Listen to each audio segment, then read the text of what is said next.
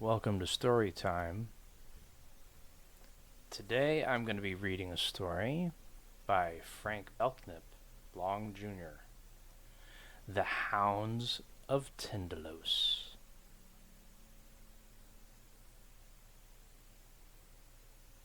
"I'm glad you came," said Chalmers. He was sitting by the window, and his face was very pale. Two tall candles guttered at his elbow and cast a sickly amber light over his long nose and slightly receding chin. Chalmers would have nothing modern about his apartment. He had the soul of a medieval ascetic, and he preferred illuminated manuscripts to automobiles and leering stone gargoyles to radios and adding machines. I crossed the room to the settee he had cleared for me. I glanced at the desk and was surprised to discover that he had been studying the mathematical formula of a celebrated contemporary physicist, and that he had covered many sheets of thin yellow paper with curious geometric designs. "Einstein and John Dee are strange bedfellows," I said as my gaze wandered from his mathematical charts to the 60 or 70 quaint books that comprised his strange little library. Plotinus and Emmanuel Moschopoulos, St. Thomas Aquinas, Fernicle de Bessy stood elbow to elbow in the somber ebony bookcase, and chairs, table, and desk were littered with pamphlets about medieval sorcery and witchcraft and black magic, and all of the valiant, glamorous things that the modern world has repudiated. Chambers smiled engagingly and passed me a Russian cigarette on a curiously carved tray. "We are just discovering now," he said, "that the old alchemists and sorcerers were 2/3 right, and that your modern biologist and materialist is 9/10 wrong." "You've always scoffed at modern science," I said a little impatiently. "At only scientific dogmatism," he replied. "I have always been a rebel, a champion of originality and lost causes. That is why I have chosen to repudiate the conclusions of contemporary biologists." "And Einstein?" I asked. "A priest of transcendental mathematics," he murmured reverently. "A profound mystic and explorer of great suspected." "Then you do not entirely despise science?" "Of course not," he affirmed. "I merely distrust the scientific positivism of the past 50 years, the positivism of Haeckel and Darwin and of Mr. Bertrand Russell. I believe that biology has failed pitifully to explain the mystery of man's origin and destiny." "Give them time," I retorted. Chalmers' eyes glowed. "My friend," he murmured, "your pun is sublime. Give them time. That is precisely what I would do. But your modern biologist scoffs at time. He has the key, but he refuses to use it. What do we know of time, really? Einstein believes that it is relative, that it can be interpreted in terms of space, of curved space. But must we stop there? When mathematics fails us, can we not advance by insight?" "You are treading on dangerous ground," I replied. "That is a pitfall that your true investigator avoids. That is why modern science has advanced so slowly. It accepts nothing it cannot demonstrate. But you—" "I would take hashish, opium, all manner of drugs. I would emulate the sages of the East, and then perhaps I would apprehend—" "What?" "The fourth dimension." "Philosophical rubbish!" "Perhaps. But I believe that drugs expand human consciousness. William James agreed with me. And I have discovered a new one." "A new drug?" "It was used centuries ago by Chinese alchemists. But it is virtually unknown in the West. Its occult properties are amazing. With its aid, and the aid of my mathematical knowledge, I believe that I can go back through time. I do not understand. Time is merely our imperfect perception of a new dimension of space. Time and motion are both illusions. Everything that has existed from the beginning of the world exists now. Events that occurred centuries ago on the planet continue to exist in another dimension of space. Events will occur centuries from now exist already. We cannot perceive their existence because we cannot enter the dimension of space that contains them. Human beings, as we know them, are merely fractions, infinitesimally small fractions of one enormous whole. Every human being is linked with all the life that has preceded him on this planet. All of his ancestors are parts of him. Only time separates him from his forebears, and time is an illusion and does not exist. I think I understand, I murmured. It will be sufficient for my purpose if you can form a vague idea of what I wish to achieve. I wish to strip from my eyes the veils of illusion that time has thrown over them, and see the beginning and the end. And you think this new drug will help you? I'm sure that it will. And I want you to help me. I intend to take the drug immediately. I cannot wait. I must see. His eyes glittered strangely. I am going back through time. He rose and strode to the mantel. When he faced me again, he was holding a small square box in his palm of his hand. I have here 5 pellets of the drug Liao. It was used by a Chinese philosopher, Lao Tzu, and while under its influence, he visioned Tao. Tao is the most mysterious force in the world. It surrounds and pervades all things. It contains the visible universe and everything that we call reality. He who apprehends the mysteries of Tao sees clearly all that was and will be. Rubbish, I retorted. Tao resembles a great animal, recumbent, motionless, containing in its enormous body all the worlds of our universe, the past, the present, and the future. We see portions of this great monster through a slit which we call time. With the aid of this drug, I shall enlarge the slit. I shall behold the great figure of life, the great incumbent beast in its entirety. And what do you wish me to do? Watch, my friend. Watch and take notes. And if I go back too far, you must recall me to reality. You must recall me by shaking me violently. If I appear to be suffering acute physical pain, you must recall me at once. Chalmers, I said, I wish you wouldn't make this experiment. You are taking dreadful risks. I don't believe that there is any 4th dimension, and I emphatically do not believe in Tao. And I don't approve of you experimenting with unknown drugs. I know the properties of the drugs, he replied. I know precisely how it affects the human animal, and I know its dangers. The risk does not reside in the drug itself. My only fear is that I may become lost in time. You see, I shall assist the drug. Before I swallow this pellet, I shall give my undivided attention to the geometric and algebraic symbols that I have traced on this paper. He raised the mathematical chart that rested on his knee. I shall prepare my mind for an excursion into time. I shall approach the 4th dimension with my conscious mind before I take the drug which will enable me to exercise occult powers of perception. Before I enter the dream world of the Eastern mystics, I shall acquire all of the mathematical help that modern science can offer. This mathematical knowledge, this conscious approach to an actual apprehension of the fourth dimension of time will supplement the work of the drug.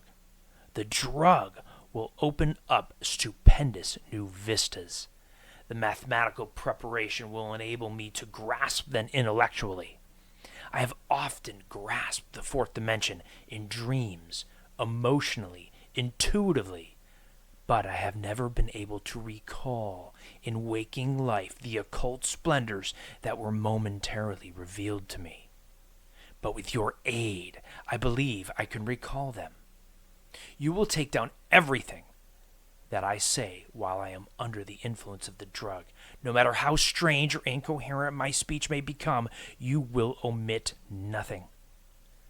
When I awake, I may be able to supply the key to whatever is mysterious or incredible. I am not sure that I shall succeed, but if I do succeed... His eyes were strangely luminous. Time will exist for me no longer. He sat down abruptly. I shall make the experiment at once. Please, stand over there by the window and watch. Have you a fountain pen? I nodded gloomily and removed a pale green Waterman from my upper vest pocket. And a pad, Frank, I groaned, and produced a memorandum book. I emphatically disapprove of this experiment, I muttered. You're taking a frightful risk. Don't be an asinine old woman, he admonished. Nothing that you can say will induce me to stop now.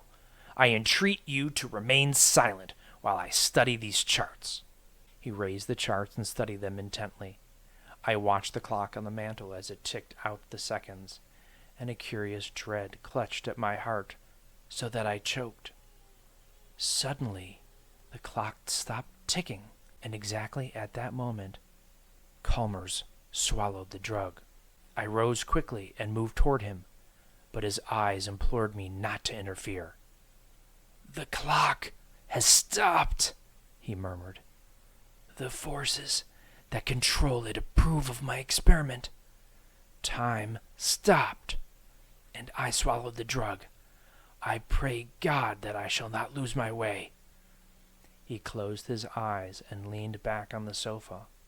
All of the blood had left his face, and he was breathing heavily. It was clear that the drug was acting with extraordinary rapidity.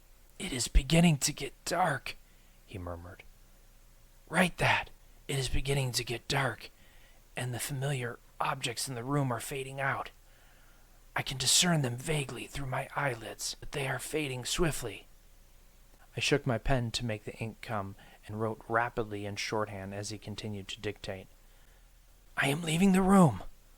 The walls are vanishing, and I can no longer see any of the familiar objects. Your face, though, is still visible to me.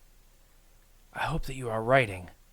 I think that I am about to make a great leap. A leap through space.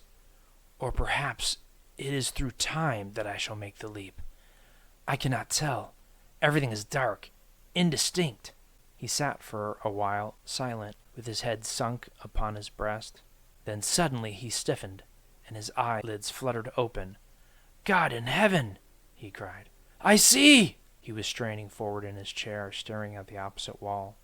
But I knew that he was looking beyond the wall, and that the objects in the room no longer existed for him. "Chalmers!" I cried. "Chalmers, shall I wake you?" "Do not!" he shrieked. "I see everything. All of the billions of lives that preceded me on this planet are before me at this moment. I see men of all ages, all races, all colors. They are fighting, killing, building, dancing, singing. They are sitting about rude fires on lonely gray deserts and flying through the air in monoplanes. They are riding the seas in bark canoes and enormous steamships. They are painting bison and mammoths on the walls of dismal caves and covering huge canvases with queer futuristic designs. I watch the migrations from Atlantis. I watch the migrations from Lemuria. I see the elder races a strange horde of black dwarves overwhelming Asia, and the Neanderthals, with lowered heads and bent knees, ranging obscenely across Europe.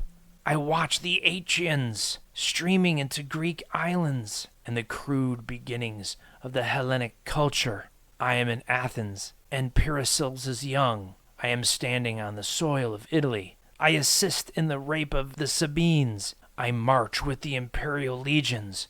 I tremble with awe and wonder as the enormous standards go by, and the ground shakes with the tread of the victorious Hastati. 1,000 naked slaves grovel before me as I pass in a litter of gold and ivory, drawn by night-black oxen from Thebes. And the flower girls scream, Ave Caesar! As I nod and smile. I am myself a slave on a Moorish galley. I watch the erection of a great cathedral. Stone by stone it rises, and through months and years I stand and watch each stone as it falls into place. I am burned on a cross, head downward, in the thyme-scented gardens of Nero, and I watch with amusement and scorn the torturers at work in the chambers of the Inquisition. I walk in the holiest sanctuaries. I enter the temple of Venus. I kneel in adoration before the Magna Mater, and I throw coins on the bare knees of the sacred courtesans who sit with veiled faces in the groves of Babylon. I creep into an Elizabethan theater, and with the striking rabble about me, I applaud the Merchant of Venice. I walk with Dante through the narrow streets of Florence. I meet the young Beatrice, and the hem of her garment brushes my sandals as I stare enraptured. I am a priest of Isis, and my magic astounds the nations. Simon Magus kneels before me, imploring my assistance, and Pharaoh trembles when I approach. In India, I talk with the masters and run screaming from their presence, for their revelations are as salt on the wounds that bleed. I perceive everything simultaneously. I perceive everything from all sides. I am a part of all of the teeming billions about me. I exist in all men, and all men exist in me. I perceive the whole of human history in a single instant, the past and the present. By simply straining, I can see farther and farther back. Now I am going back through strange curves and angles. Angles and curves multiply about me. I perceive great segments of time through curves. There is a curved time and angular time. The beings that exist in angular time cannot enter curved time. It is very strange. I am going back and back. Man has disappeared from Earth. Gigantic reptiles crouch beneath enormous palms and swim through the loathly black waters of dismal lakes. Now the reptiles have disappeared. No animals remain upon the land, but beneath the waters, plainly visible to me. Dark forms move slowly over the rotting vegetation. The forms are becoming simpler and simpler. They are now single cells all about me. There are angles, strange angles that have no counterparts on the earth. I am desperately afraid. There is an abyss of being which man has never fathomed. I stared. Chalmers had risen to his feet, and he is gesticulating helplessly with his arms. I am passing through unearthly angles. I am approaching. Oh, the burning horror of it! Chalmers, I cried. Do you wish me to interfere? He brought his right hand quickly before his face, as though to shut out a vision unspeakable. Not yet, he cried. I will go on. I will see what lies beyond. A cold sweat streamed from his forehead, and his shoulders jerked spasmodically. Beyond life, there are... His face grew ashen with terror. Things that I cannot distinguish. They move slowly through angles. They have no bodies. and they move slowly through outrageous angles. It was then that I became aware of an odor in the room. It was pungent, indescribable odor, so nauseous that I could scarcely endure it. I stepped quickly to the window and threw it open. When I returned to Chalmers and looked into his eyes, I nearly fainted. "I think they have scented me!" he shrieked. "They are slowly turning towards me!" He was trembling horribly. For a moment he clawed at the air with his hands. Then his legs gave way beneath him, and he fell forward on his face, slobbering and moaning. I watched him in silence as he dragged himself across the floor. He was no longer a man. His teeth were bared, and saliva dripped from the corners of his mouth. "Chalmers!" I cried. "Chalmers, stop it! Stop it! Do you hear me?"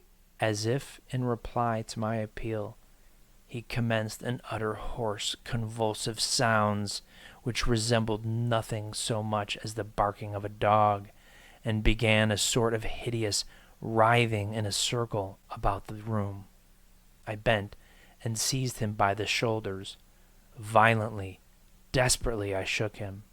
He turned his head and snapped at my wrist. I was sick with horror, but I dared not release him for fear that he would destroy himself in a paroxysm of rage. "Chalmers," I muttered, "you must stop! There is nothing in this room that can harm you. Do you understand?" I continued to shake and admonish him, and gradually the madness died out of his face. Shivering convulsively, he crumpled into a grotesque heap on the Chinese rug. I carried him to the sofa, deposited him upon it. His features were twisted in pain, and I knew that he was still struggling dumbly to escape the abominable memories. "Whiskey," he muttered. "You'll find a flask in the cabinet by the window. Upper left-hand drawer." When I handed him the flask, his fingers tightened about it until the knuckles showed blue. "They nearly got me," he gasped. He drained the stimulant in immoderate gulps, and gradually the color crept back into his face. "That drug was the very devil," I murmured. "It wasn't the drug," he moaned. His eyes no longer glared insanely, but he still wore the look of a lost soul. "They scented me in time," he moaned. "I went too far." "What were they like?" I said to humor him. He leaned forward and gripped my arm. He was shivering horribly. "No words in our language can describe them," he spoke in a hoarse whisper. "They are symbolized vaguely in the myth of the fall, and in an obscene form which is occasionally found engraved on ancient tablets. The Greeks had a name for them, which veiled their essential foulness. The tree, the snake, and the apple.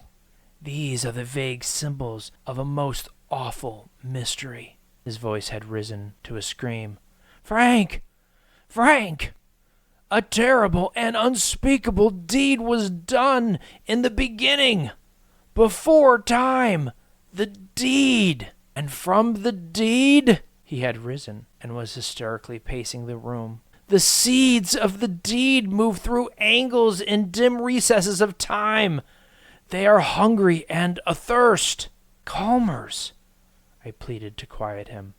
"We are living in the 3rd decade of the 20th century." "They are lean and athirst," he shrieked. "The Hounds of Tindalos!" "Chalmers, shall I phone for a physician?"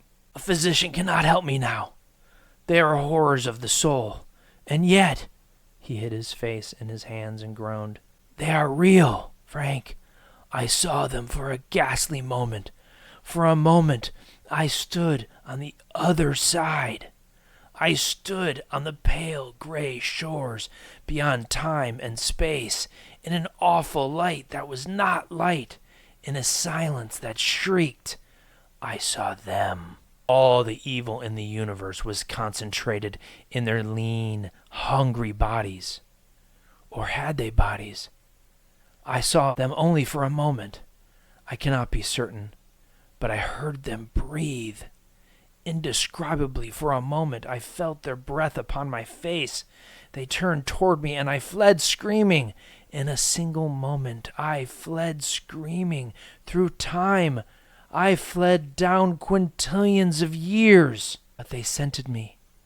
Men awake in them cosmic hungers. We have escaped momentarily from the foulness that rings them around.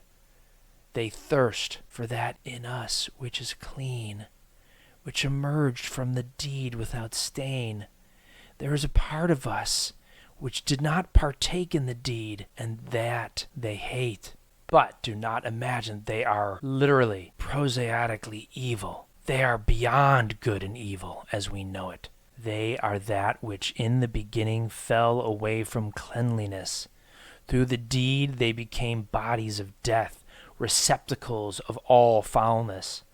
But they are not evil in our sense, because in spheres through which they move there is no thought, no morals, no right or wrong as we understand it. There is merely the pure and the foul. The foul expresses itself through angles, the pure through curves.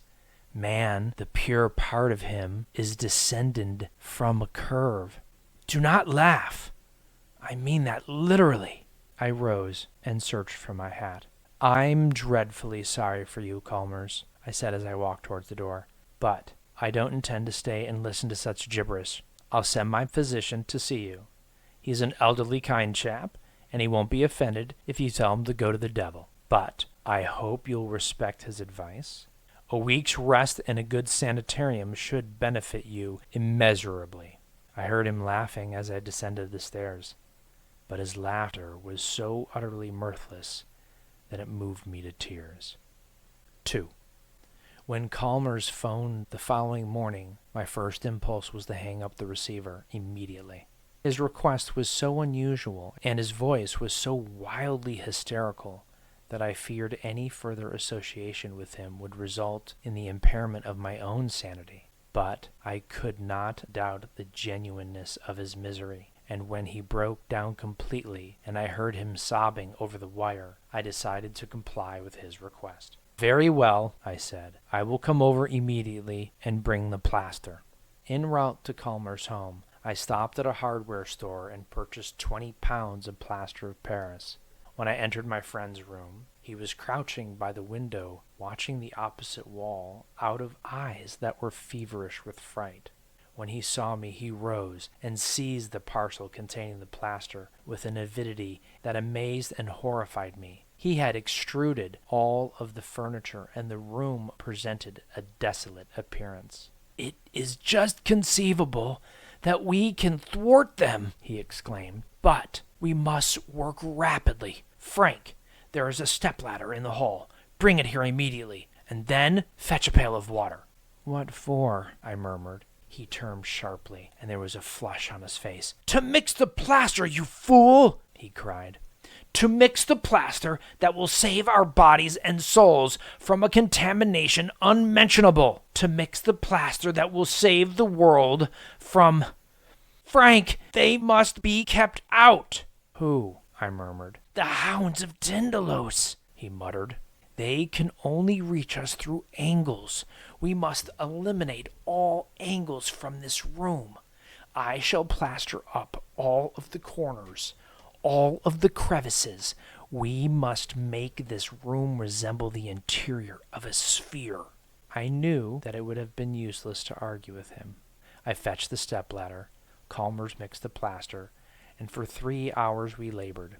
We filled in the 4 corners of the wall and the intersections of the floor and wall and ceiling, and we rounded the sharp angles of the window seat. "I shall remain in this room until they return in time," he affirmed when our task was completed. "When they discover that the scent leads through curves, they will return. They will return ravenous and snarling and unsatisfied to the foulness that was in the beginning, before time, beyond space." He nodded graciously and lit a cigarette. "It was good of you to help," he said. "Will you not see a physician, Chalmers?" I pleaded. "Perhaps tomorrow," he murmured. "But now I must watch and wait." "Wait for what?" I urged. Chalmers smiled wanly. "I know that you think me insane," he said.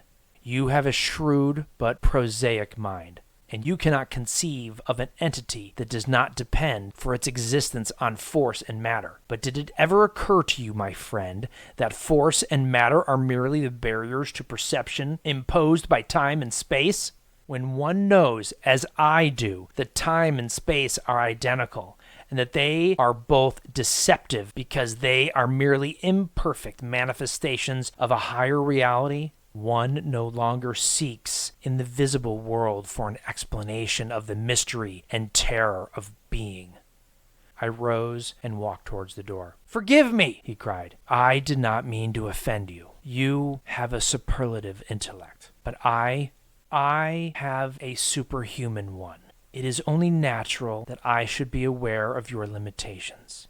"Phone if you need me," I said, and descended the stairs 2 steps at a time. "I'll send my physician over at once," I muttered to myself. He's a hopeless maniac, and heaven knows what will happen if someone doesn't take charge of him immediately.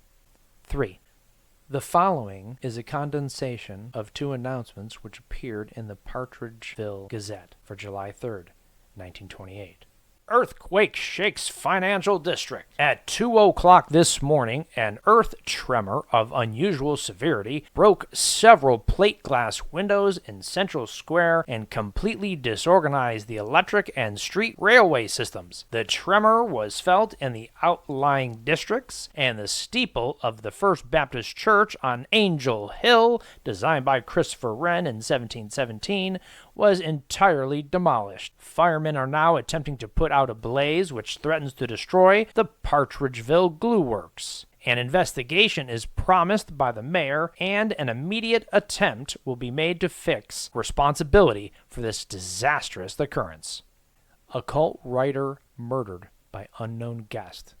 Horrible crime in Central Square. Mystery surrounds death of Halpin Chalmers. At 9 a.m. today, the body of Halpin Chalmers, author and journalist, was found in an empty room above the jewelry store of Smithwick and Isaacs, 24 Central Square. The coroner's investigation revealed that the room had been rented, furnished, to Mr. Chalmers on May 1, and that he had himself disposed of the furniture a fortnight ago. Chalmers was the author of several recondite books on occult themes and a member of the Bibliographic Guild. He formerly resided in Brooklyn, New York. At 7 a.m., Mr. L.E. Hancock, who occupies the apartment opposite of Chalmers' room in the Smithwick and Isaacs establishment, smelt a particular odor when he opened his door to take his cat and the morning edition of the Partridgeville Gazette. The odor he describes as extremely acrid and nauseous, and he affirms that it was so strong in the vicinity of the Chalmers room that he was obliged to hold his nose when he approached that section of the hall. He was about to return to his own apartment when it occurred to him that Chalmers might have accidentally forgotten to turn off the gas in his kitchenette.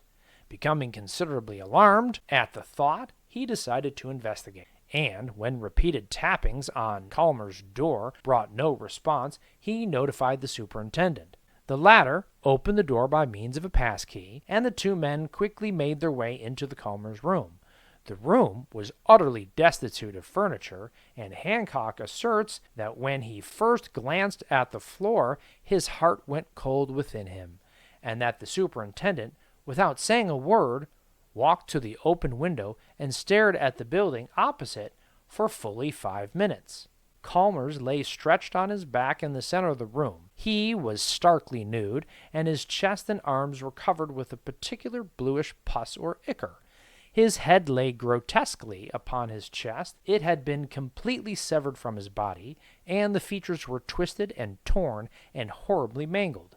Nowhere was there a trace of blood. The room presented a most astonishing appearance. The intersections of the walls, ceiling, and floor had been thickly smeared with plaster of Paris, but at intervals fragments had cracked and fallen off, and someone had grouped these upon the floor about the murdered man so as to form a perfect triangle.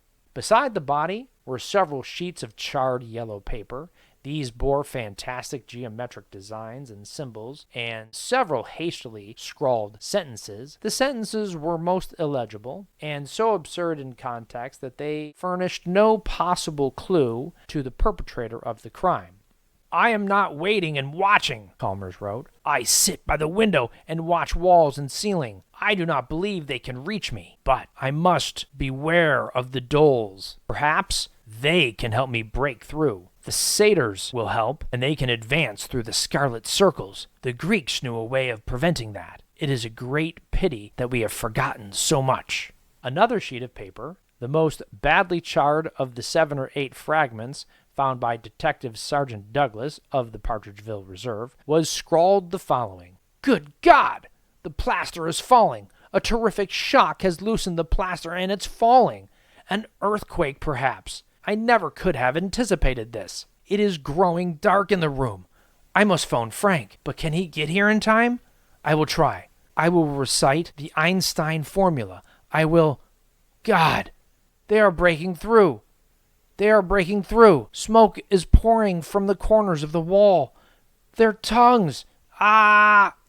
In the opinion of Detective Sergeant Douglas, Chalmers was poisoned by some obscure chemical. He has sent specimens of the strange blue slime found on Chalmers' body to the Partridgeville Chemical Laboratories, and he expects the report will shed new light on one of the most mysterious crimes of recent years. That Chalmers entertained a guest on the evening preceding the earthquake is certain, for his neighbor distinctly heard a low murmur of conversation in the former's room as he passed it on his way to the stairs. Suspicion points strongly to this unknown visitor, and the police are diligently endeavoring to discover his identity.